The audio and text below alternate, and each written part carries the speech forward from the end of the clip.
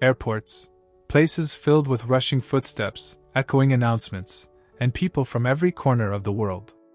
But on this particular morning, one flight was about to expose just how deep ignorance can run, and how one young man's quiet dignity would silence an entire plane. Meet Jamal Carter, a 17-year-old high school senior. Bright, soft-spoken, and full of dreams. He just won a national essay competition, one that came with a first-class ticket to a prestigious youth leadership summit in Washington, D.C. It was his first time flying alone, and he was excited, dressed neatly in a navy blazer his mom ironed that morning, holding a ticket that said Seat 2A, First Class. But when he stepped onto that plane, his excitement would turn to humiliation. A flight attendant stopped him with a polite but sharp smile.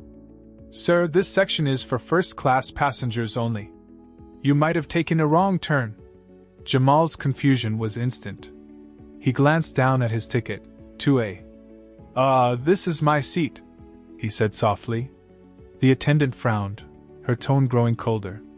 "Young man, please don't make this difficult. Go to your assigned section, economy is that way." The whisper started. Passengers stared. Some smirked.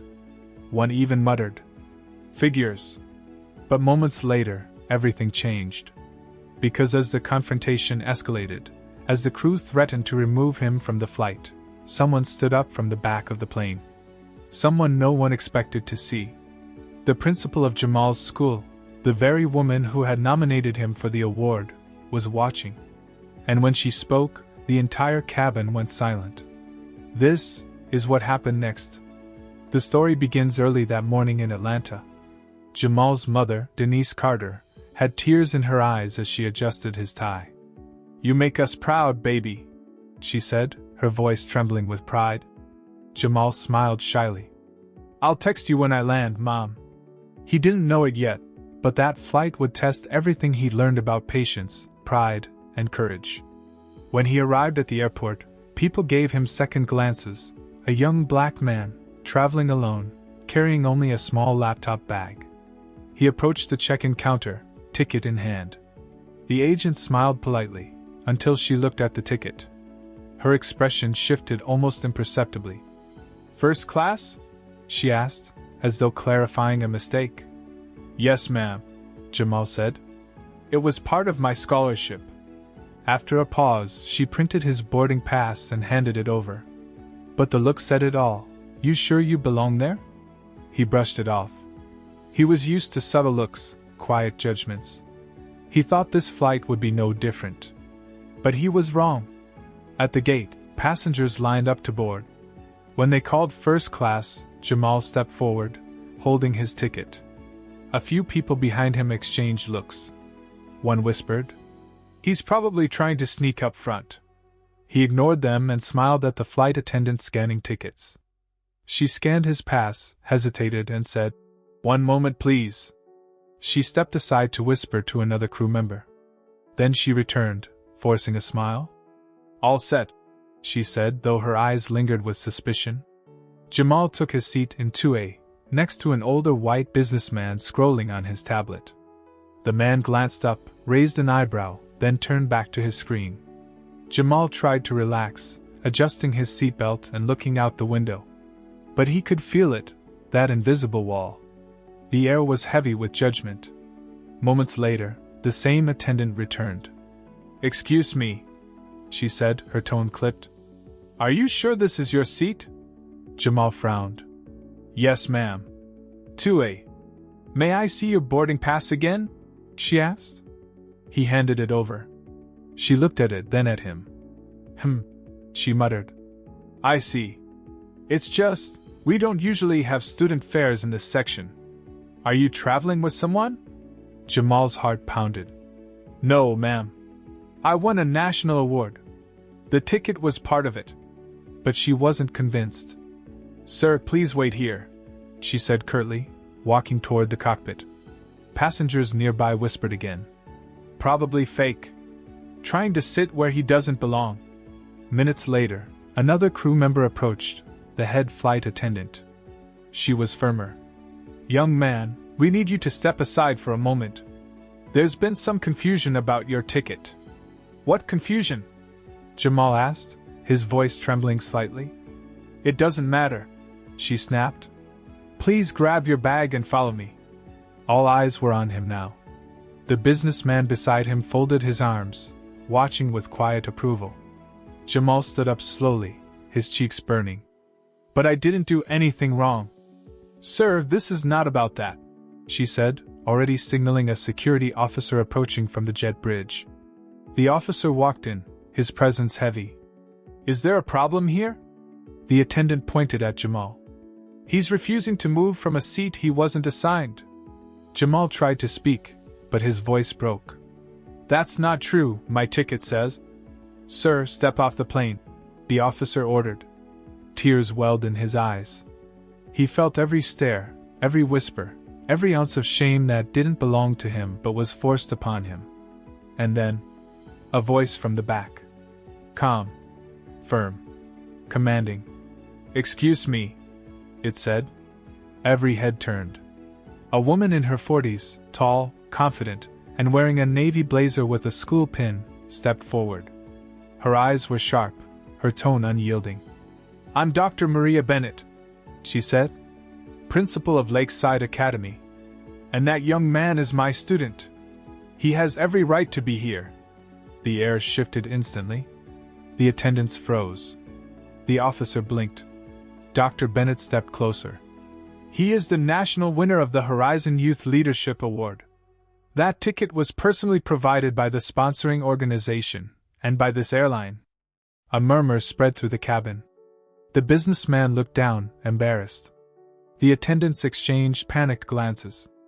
Dr. Bennett wasn't done. Now, unless you're planning to escort me off this plane as well, I suggest you verify your facts before humiliating a child for the color of his skin. The silence was deafening. The officer stepped back slightly, caught between authority and shame. Ma'am, we were just following procedure. Procedure? Dr. Bennett snapped. Your procedure is to profile teenagers for sitting in the wrong seat? Or is it that you assumed a black student couldn't afford first class? The head attendant stammered. Ma'am, we didn't mean. Then what did you mean? Dr. Bennett cut her off. Because I saw you glance at him, whisper, and call security within 5 minutes of him boarding. You didn't check the ticket database. You didn't call a supervisor. You went straight to humiliation. Passengers shifted uncomfortably. Someone murmured, She's right. Another whispered, This is ridiculous. Jamal stood silently, clutching his boarding pass, eyes down. Dr. Bennett placed a hand on his shoulder. Lift your head, Jamal. You did nothing wrong. The captain, alerted by the commotion, finally stepped out of the cockpit. His expression was stern. What's going on here? Dr. Bennett turned to him. Captain, your crew just tried to remove a national award-winning student from his rightful seat because they didn't believe he belonged here. The captain looked at Jamal, then at the attendants. Is that true? The lead attendant hesitated. There was confusion about the ticket. No, Dr. Bennett said firmly. There was bias. That's what this is. The captain sighed, clearly uncomfortable. He looked at Jamal again, this time, with something like regret. Son, I'm sorry. Please take your seat. But Dr. Bennett wasn't done. She turned to the passengers, her voice rising just enough to be heard throughout the cabin. This is what happens when prejudice goes unchecked. A child, with an award-winning future is treated like a criminal because someone couldn't imagine him in first class. The entire plane was silent. Even the officers shifted uneasily. Jamal, now seated again, blinked back tears. The businessman beside him cleared his throat and whispered, I'm sorry, kid. Dr. Bennett turned to the crew. Apologize. To him. It was a command, not a request. The head attendant swallowed hard. Sir? I mean, Jamal, we're very sorry for the misunderstanding. Jamal nodded politely, though his heart still raced. As the flight finally took off, a new tension filled the cabin, not of anger, but of reflection. People looked at Jamal differently now, some with guilt, others with admiration.